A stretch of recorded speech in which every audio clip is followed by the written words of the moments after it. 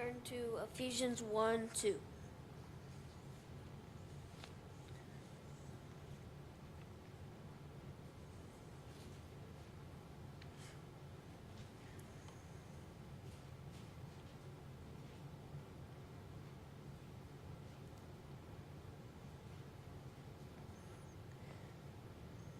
Verse 2. Grace be to you and peace from God our Father, from the Lord Jesus Christ. Go to 3, verse 3. Blessed be the God and Father of our Lord Jesus Christ, who hath blessed us with all spiritual blessings in heavenly places in Christ.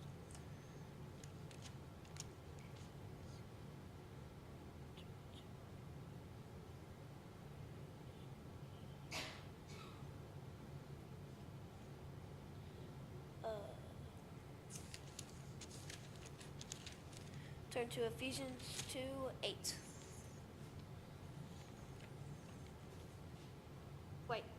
Verse 4.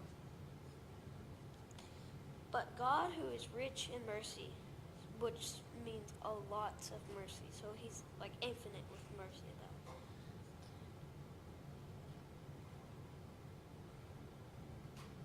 But God, who is rich with mercy, for his great love wherewith he loved us. So God loved us first, before we loved him. Skip to verse 8. For by grace are ye saved through faith, and that not of yourselves, it is the gift of God.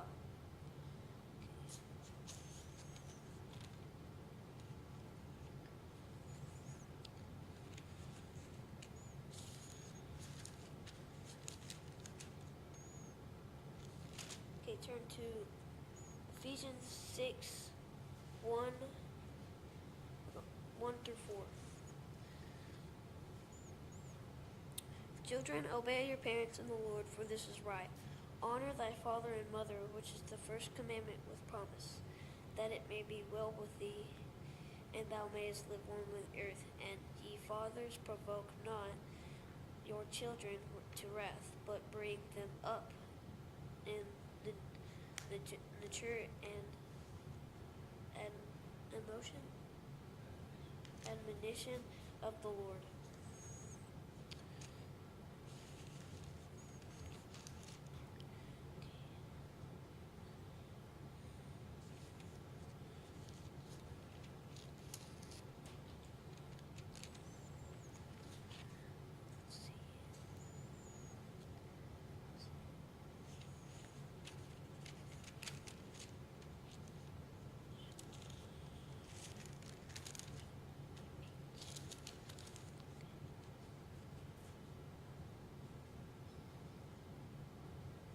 Okay. Ephesians 5:8. For ye were sometimes darkness, but now are ye light in the Lord. Walk as children of light. So what it's saying is, ye were in darkness, but now are light. Before Jesus died on the cross,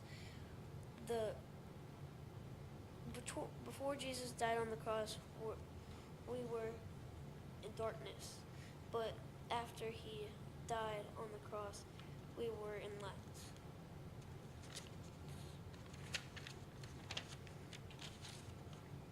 And that's all I have.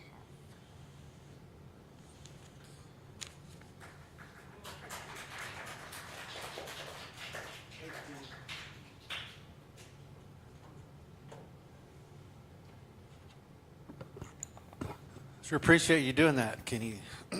Some good verses. All right, if you want to turn to Esther chapter 3. Esther, chapter 2, actually. We may do a two-part series this Wednesday and next Wednesday, maybe 3, we'll see, on Esther, but we're going to begin in chapter 2 and beginning in verse number 17. All right, Esther chapter 2 and verse number 17. And the king loved Esther above all the women, and she obtained grace and favor in his sight more than all the virgins, so that he set the royal crown upon her head and made her queen instead of Vashti. Then the king made a great feast unto all the princes and his servants, even Esther's feast. And he made her release to the provinces and gave gifts according to the state of the king. And when the virgins were gathered together the second time, then Mordecai sat in the king's gate.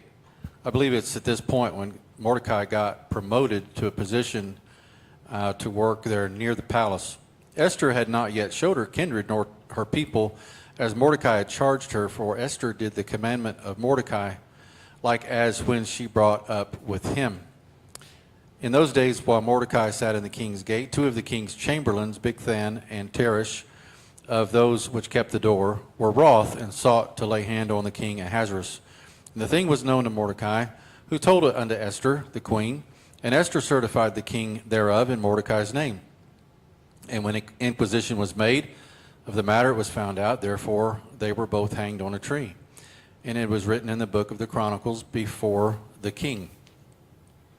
We'll go into chapter 3 now. Verse number 1, and after these things did King Ahasuerus promote Haman the son of Hammedatha, the Agagite, and advanced him and set his seat above all the princes that were with him. And all the king's servants that were in the king's gate bowed and reverenced Haman, for the king had so commanded concerning him. But Mordecai bowed not, nor did him reverence. Then the king's servants which were in the king's gate said unto Mordecai, Why transgressest thou the king's commandment? Now it came to pass, when they spake daily unto him, that he hearkened not unto them, that they told Haman to see whether Mordecai's matters would stand. For he had told them that he was a Jew.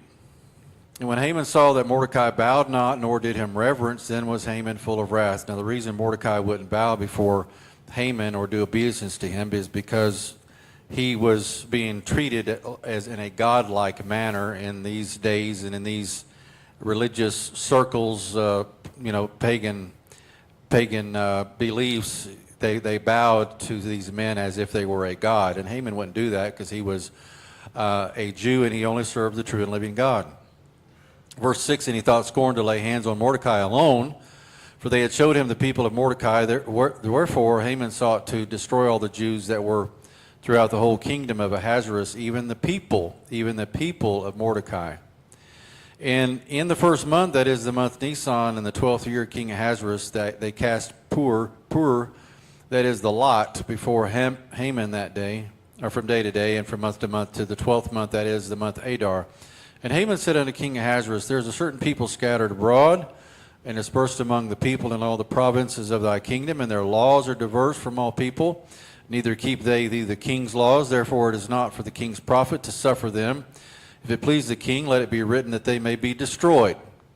And I will pay 10,000 talents of silver into the hands of those that have brought, or that have the charge of the business, to bring it unto the king's treasuries. And the king took his ring from his hand, gave it unto Haman, the son of Hammedatha, the Agagite, the Jews' enemy. And the king said unto Haman, The silver is given to thee, and the people also, to do with them as it seemeth good to thee. Then were the king's scribes called on the 13th day of the first month, and there was written according to all that Haman had commanded unto the king's lieutenants, and to the governors that were over every province, and to the rulers of every people of every province, according to the writing thereof, and to every people after their language. In the name of King Ahasuerus was it written, and sealed with the king's ring. And the letters were sent by post unto all the king's provinces, to destroy, to kill, to cause to perish all Jews, both young and old, little children and women, in one day, even upon the 13th day of the 12th month, which is the month Adar, to take the spoil of them for a prey. The copy of the writing for a commandment to be given in every province was published unto all people, that they should be ready against that day. The post went out, being hastened by the king's commandment, and the decree was given in Shushan the palace, and the king and Haman sat down to drink. But the city Shushan was perplexed. All right, so we'll get the background to the lesson tonight. We'll actually be camping out in chapter 4 now, but I wanted to read this backstory so we'd have an idea of what was taking place if you weren't familiar with it or hadn't read it in a while. We see 3 players here, well, 4 really. King Ahasuerus, which was the Persian monarch, and this was an absolute monarchy. You had the Babylonian kingdom, and then the Medo-Persian Empire took over the worldwide kingdom after Babylon was destroyed. And according to some writings I read, Mordecai and Esther may have actually lived in the Babylonian palace and were brought in because they searched all over the 127 provinces for the women that would be having a chance at being the next queen. And so Mordecai obviously wanted to move with her when she was taken for this. And we see now she's at Shushan, which is the palace of the Persian monarch. Now, with this edict that goes out with Haman, we haven't seen yet that what nationality Haman is. I think it's in another place, but it says the Agagite, but what he is he's an Amalekite, or an Amalekite. So we know that God had pronounced a death sentence upon the Amalekites to utterly destroy them, and he is a descendant of those people. I don't know if he had it in for the Jews because he was of that race and was a man who held vendettas or was, so forth. We don't really have that backstory, but it is interesting that he was an Amalekite, and he puts forth this edict to kill and destroy all Jews throughout all the land of the provinces. Now, as we read this story, it's interesting, we can just kind of look through, read real fast, and we, all of these details, but really this was a death sentence for all the Jews, young and old, children, didn't matter. They were going to be legally be able to be destroyed and completely consumed by the Gentiles off the face of the earth if they knew they were a Jew. And so this is what's going on in chapter 4, verse number 1. It says, when Mordecai perceived all that was done, Mordecai rent his clothes and put on sackcloth with ashes and went into the midst of the city and cried with a loud and bitter cry. So putting on sackcloth and ashes was a sign of the deepest type of grief. Mordecai is found wandering throughout the city until he stops at the entrance of the palace. We notice there in verse 1, he went out in the midst of the city and cried with a loud and bitter cry, and came even before the king's gate, for none might enter the king's gate clothed with sackcloth.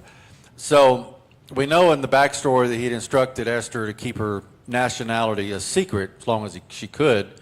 The king didn't know she was a Jewess.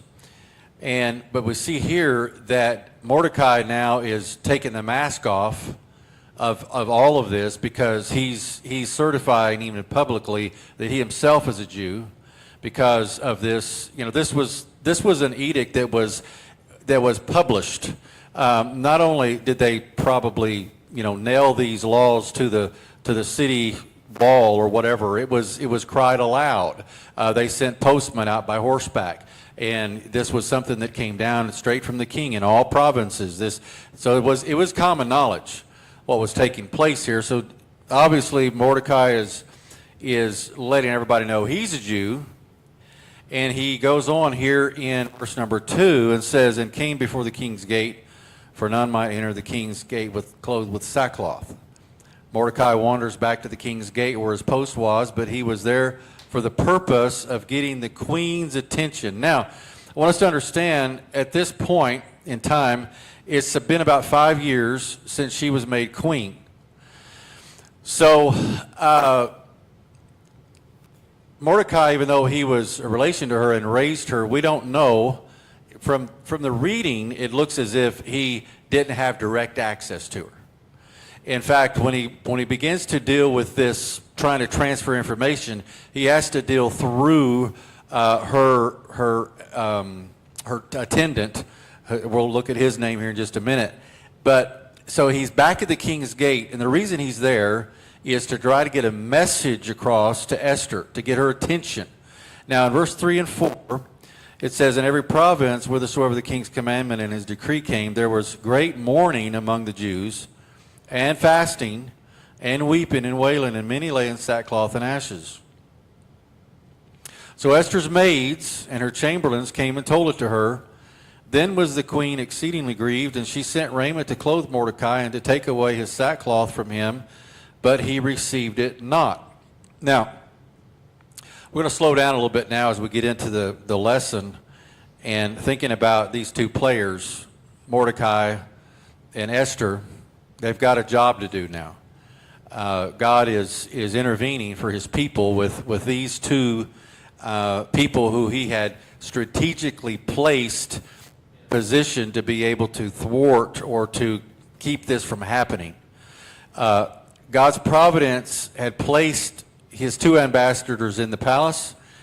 They did not know that they would be instruments for such a time as this, for such an important task, but all along God did. So in verse 5, we pick up through verse 8, then called Esther for Hatak, one of the king's chamberlains, whom he had appointed to attend upon her, and gave him a commandment to Mordecai to know what it was and why it was. She wants to know, why are you out there in sackcloth? She'd been insulated. She didn't know what was going on.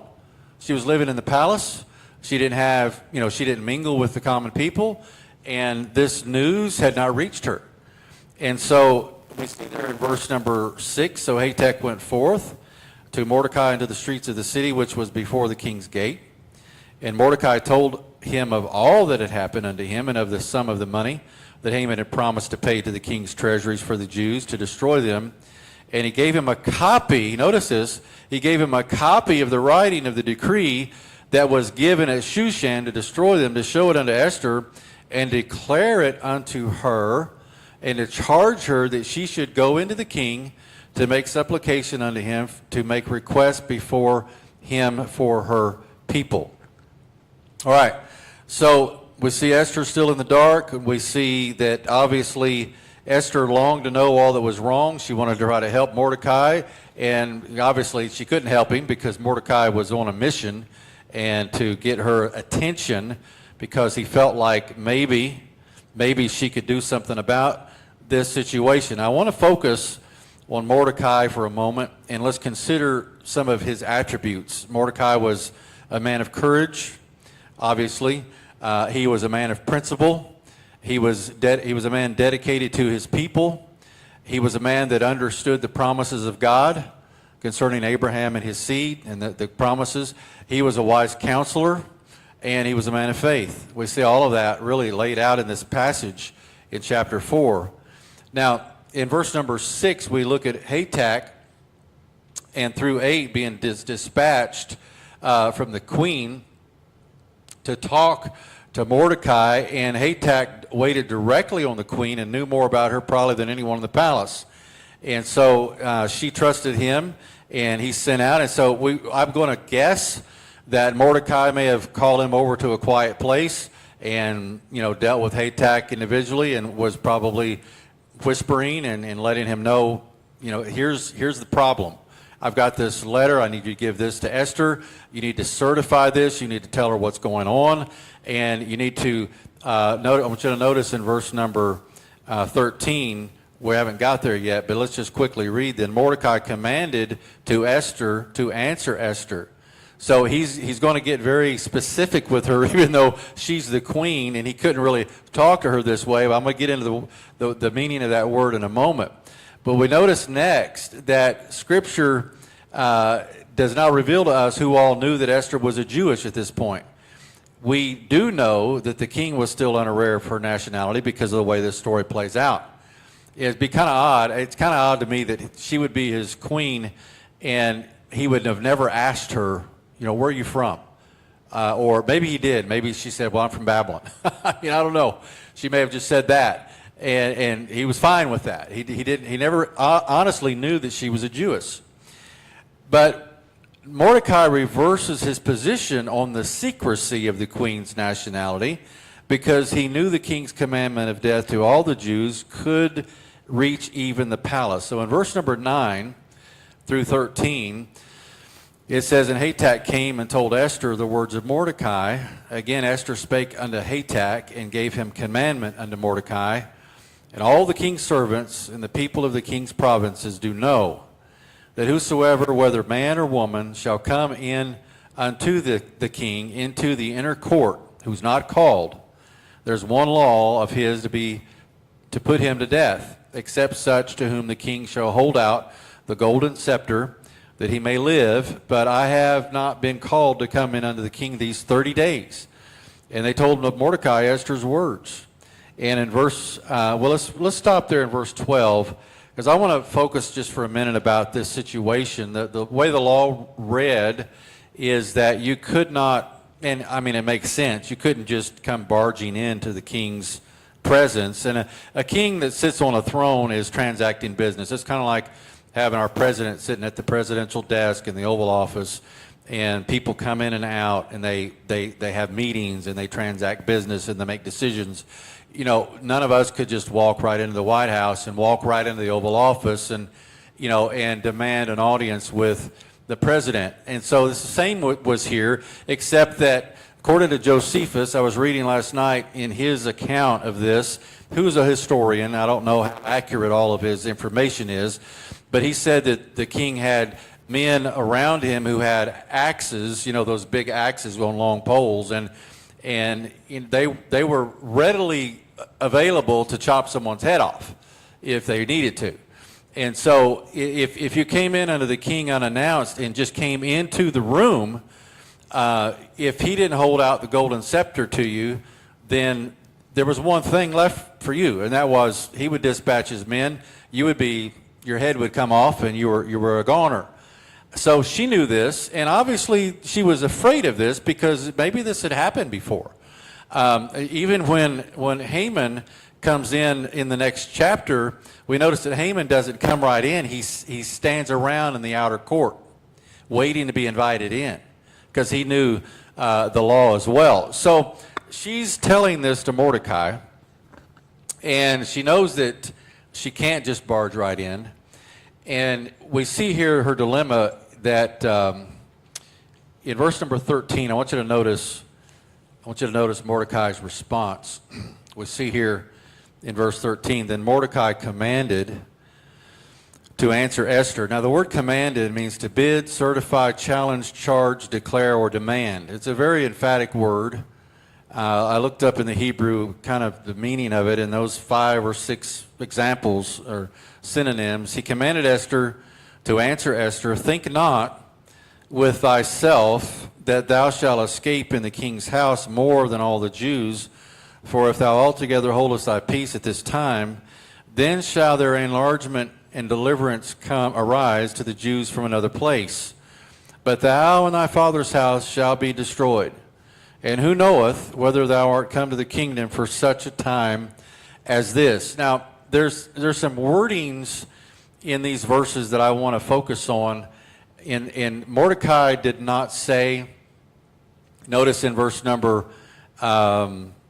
13, he says, think not with thyself that thou shalt escape the king's house. He did not say, Esther, you're our only hope. If you fail us, now we're doomed. He didn't say that. He didn't lay everything on her shoulders, notice. But he also believed that God would deliver the nation, although he did not know how. So he's inserting himself into this situation willingly, because he's the only one who had an audience with the queen who could get her to think about performing this task, which is going to the king to try to get this law reversed. Now, Mordecai knew that God would not be limited if Esther refused to offer help. And we ask, the question, is anything too hard for the Lord? And then notice in verse number 14, he says, and who knoweth whether thou art come to the kingdom for such a time as this? So notice he did not say, you are come to the kingdom for such a time as this. He says, and who knoweth? He left that open. And it's interesting how this verbiage is written down, and Mordecai didn't, emphatically say that. He just laid the question out there. Who knows? Maybe you're come to the kingdom because of this one thing that's getting ready to take place. Now, in Ecclesiastes chapter 3, I'll slip over there and read verse number 1. In Ecclesiastes chapter 3. It says here, for to everything there is a season and a time, to every purpose under the heaven. To everything there is a season and a time, to every purpose under the heaven. All right, so she had been a queen about 5 years. She had a good relationship with King Ahasuerus. We see this situation arising with Haman, wanting to destroy all the Jews. And now in verse number 15, Esther bade them return Mordecai this answer. Go gather together all the Jews that are present in Shushan, and fast ye for me, and neither eat nor drink 3 days, night or day. And I also with my maidens will fast likewise. And so will I go in unto the king, which is not according to the law, and if I perish, I perish. So Mordecai went his way and did according to all that Esther had commanded. Esther, in Mordecai's heart, was still this little girl that he raised and loved, and he knew she was committed to the Lord. But he also knew that she possibly could lose her life if she performs this task and it doesn't go well. I want us to think about the way that she answers him. She had time to think about this and pray about it, and she asked her handmaids and her those around her to go into time of prayer and fasting and what she should do. And then she gives Mordecai her answer, and the answer was this: yes, I'll do it, and if I perish, I perish. As we think about this situation, we don't always find ourselves in that kind of a situation in life, but sometimes we may find ourselves in a situation where the only thing to do is just trust the Lord through it. I'm thinking of the verse in 1 Corinthians. Let's just turn over there to 1 Corinthians 10 and verse number 13. This really ties in well with this passage, but in 1 Corinthians chapter 10 and verse 13, I'll give you a chance to get over there and look at it. 1 Corinthians chapter 10 verse 13, it says, there hath no temptation or testing taken you, but such as is common to man. But God is faithful, who will not suffer you to be tempted above that ye are able, but will with the temptation also make a way to escape, that ye may be able to bear it. And I wrote in my Bible, the mode of deliverance is made ready when the temptation comes. God provides a special way out of each trial that comes into our lives. He was going to provide a way out of this trial for the entire Jewish nation. It did involve Esther and Mordecai. He didn't know for sure it would. It did involve Esther and Mordecai. But the chain of events that need to take place to stop this have to be really orchestrated providentially, which we see in chapter 5 and 6 and 7, which we'll catch next week. to be continued. Don't leave you hanging, but I've got to, because I have time to get through the whole story, and it'll take 30 minutes to get through next week's lesson. So be praying about that. But the main thought tonight is this. I want you to think about what the commitment that Esther had. All right, the commitment that Esther had to her people was this: I'm going to do what God asked me to do, and if I perish, I perish. That's total commitment right there, see? And like I said, we don't always find ourselves in that situation in life, but as Esther did here. But what we do see is a full submitting to the will of the Lord. Okay, so that might resonate a little better with us. In her example, she was fully submitted to the will of the Lord in this situation. And so next week, Lord willing, next Wednesday, we'll pick up here in chapter 5, and we'll get into the way the events take place with Haman, and then the gallows, and how they want to destroy Mordecai with the hanging, and then all of that. So you can study ahead if you'd like to, be fine. I do want to take some time, since we have a few extra minutes today. If you want to turn the Facebook Live off, Brother Clayton, I'd like to have altar prayer for those